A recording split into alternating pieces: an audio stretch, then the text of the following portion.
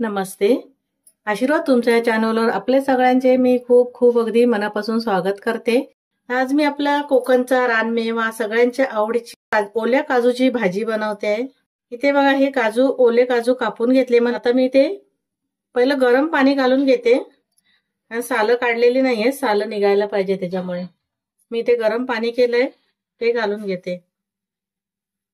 गरम पाण्यामुळे कसं त्याचा डिग पण निघेल आणि सालं पण निघतील. आणि झाकून ठेवून देते. तोपर्यंत मी मसाला काढून घेते. मसाला काढायसाठी बघा मी ते गॅसवर तवा ठेवलाय. हा पातळ असा कांदा चिरून घेतलाय. छोटा कांदा असेल तर 2 घ्या, मोठा असेल तर 1 घेतला तरी चालेल, किंवा जशी भाजी बनवायची असेल त्याप्रमाणे. थोडंसं तेल घालून घेतलंय. कांदा आपल्याला भाजून घ्यायचा. इथे कांदा आता हलकासा लाल झालाय. त्यामध्ये मी थोडंसं आलं घालून घेते. तुकडे करून घेतले आहेत मी असे आल्याचे. आणि 4-5 लसूण पाकळ्या, 5 ते 6 लसूणच्या पाकळ्या आहेत, त्याही कांद्यासोबत भाजून घेते. इथे आता मी कांद्यासोबत खोबरं भाजून घेतलं. रंगही बदललाय आणि जास्त पण नाही भाजायचं, आता करपलं ना तर चव चांगली लागत नाही त्याची. थोडंसं रंग असं लाल झाला ना की काढून घ्यायचं. आता मी गॅस बंद करते आणि मसाला काढून थंड करून घेते. इथे मी काजू गरम पाण्यामध्ये घालून ठेवलेले आणि ते भिजले गेले. आता अजून पाणी गरम आहे, बघायची जरा सालं निघतायत काय, नाही तर अजून थोडा वेळ ठेवून द्यायची. इथे आता हे सालं निघतात आहेत, तर मी इथे हे पाणी काढून घेते आणि दुसरं थंड पाणी घालते थोडं. इथे मी काजूमध्ये थोडं थंड पाणी घालून घेतलं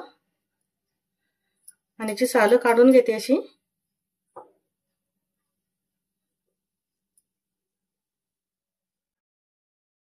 असेच मी सर्व काजू सोलून घेते. आता सालं काढून घेते. इथे मी सालं काढून घेतली काजूची आणि परत मी गरम पाण्यात घालून ठेवलंय. 2 ते 3 वेळा परत आपल्याला स्वच्छ धुवून घ्यायचे, पूर्ण डिंक निघून जायला पाहिजे. तर आता हे मी बाजूला ठेवते. इथे बघा मी 1 बटाटा घेतलाय. काजूचे गर कमी असले ना तर भाजी वाढायला पाहिजे, म्हणून जास्त व्हायलाच पाहिजे म्हणून मी बटाटा घेतलाय. सालं न काढता बटाटा घालायचा, असं मोठे मोठे फोडी करून घ्यायचे. सालं न काढताच ही भाजीत बरं वाटते. आता मी स्वच्छ धुवून घेणार आहे. अजून सालं अशी चोळून जी माती असते ना ती पूर्ण सोलून अशी चोळून काढून घ्यायची. हे मी बाजूला ठेवते. ते मसाला जो आपण काढलेला वाटण ते मी असं थंड करून घेतलं आणि वाटून घेतलं. आता भाजी फोडणीला घालून घेऊ. इथे गॅसवर मी कढई ठेवली आहे, त्यामध्ये तेल घालून घेते. तेल व्यवस्थित असं गरम होऊ दे.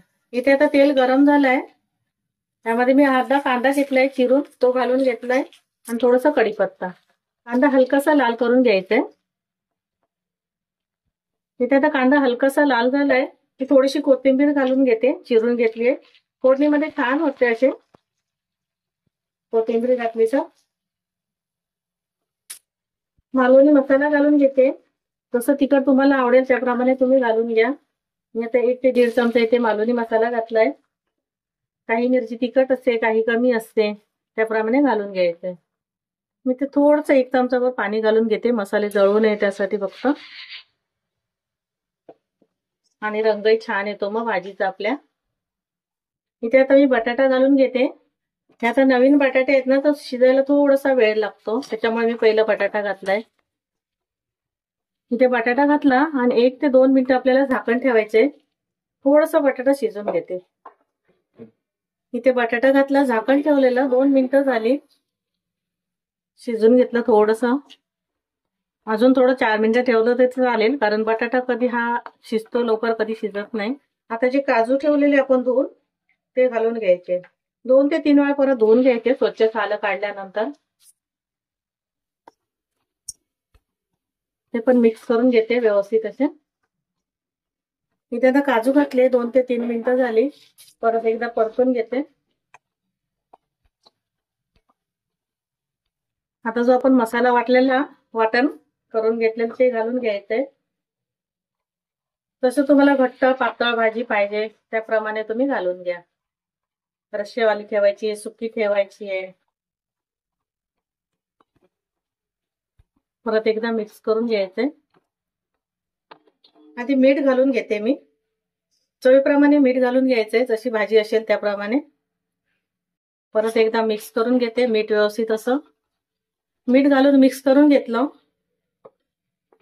आता झाकण ठेवते आणि झाकणवर थोडं पाणी ठेवते किंवा बाजूला ठेवलं पाणी गरम करत तरी चालेल. अर्धा ते 1 ग्लास असं पाणी गरम करत ठेवायचं, जेवढं आपल्याला भाजीमध्ये घालायचं असेल तसं.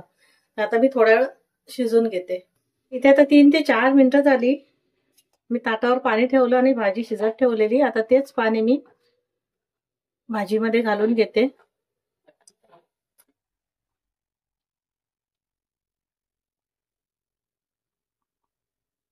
थोडंसं मिक्सरचं भांडं पण धुवून घालते मी.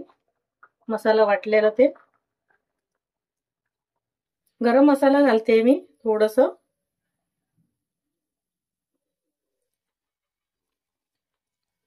गॅस कमी करते. झाकण ठेवून भाजी शिजवून घेते. मी आता ते भाजी शिजत ठेवलेली. मस्त असा रंग आलाय भाजीचा. मी सुक्की केली आहे. तुम्हाला थोडी थपथपी ठेवायची असेल तर ठेवू शकता. बघायचं काजू असा शिजलाय काय, आणि बटाटा पण शिजला गेलाय, काजू पण व्यवस्थित असा शिजला गेलाय, नरम झालाय. आता मी गॅस बंद करते आणि भाजी काढून घेते. इथे आपली मस्त ओल्या काजूची भाजी तयार झाली आहे मालवणी पद्धतीमध्ये. तुम्हाला बटाटा नसेल घालायचं, नाही घातलात ना तरी चालेल, अशी पण छान वाटते. पण थोडी जास्त व्हायला पाहिजे, पुरवायला पाहिजे तर बटाटा घालायचं, छान वाटते. आणि माझी रेसिपी तुम्हाला आवडली असेल तर लाईक करा, शेअर करा, सबस्क्राईब करा.